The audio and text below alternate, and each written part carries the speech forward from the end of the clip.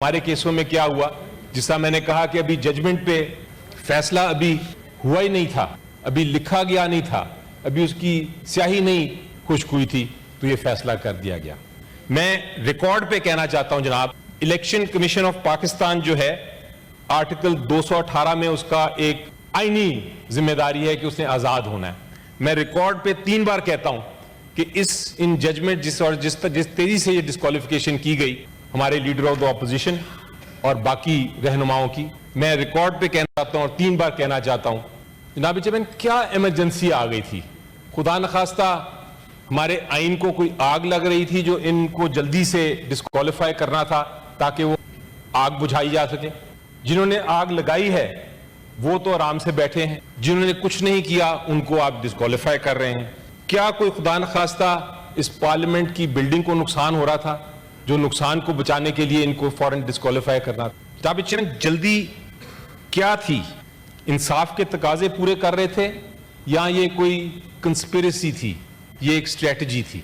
आइन कहता है कि आपका आर्टिकल 10A, बड़ा पीपल्स पार्टी वाले बैठे हैं, उन्होंने आर्टिकल 10A को बड़ा एक फंडामेंटल राइट दी थी हमें और कहा था कि ड्यू प्रोसेस और फेयर ट्रायल होना चाहिए। कहां गया वो फेयर ट्रायल जब ये डिस्क्वालिफिकेशंस हो रही थी? कहां गया ड्यू प्रोसेस ऑफ लॉ? कोई तवील बहस नहीं हुई, कोई गौर व फिक्र नहीं हुआ जनाब चेयरमैन। एक सियासी जल्दबाजी थी और सिर्फ एक मकसद था।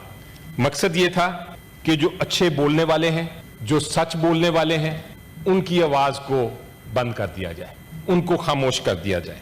इस कार्रवाई का मकसद ये था कि हुकूमत जो है वो हमारे सवालात से शायद घबराती है। हुकूमत जो है वो मुखालफत नहीं चाहती, हुकूमत को अवाम की आवाज से डर है।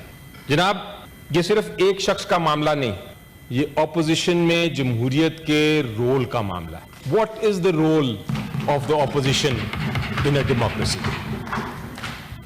ऑपोजिशन, मैं अपने दोस्तों को बताना चाहूंगा, आप तो भरपूर तरीके से जानते हैं जनाब चेयरमैन, ऑपोजिशन एक इदारा है, ये कोई फर्द नहीं।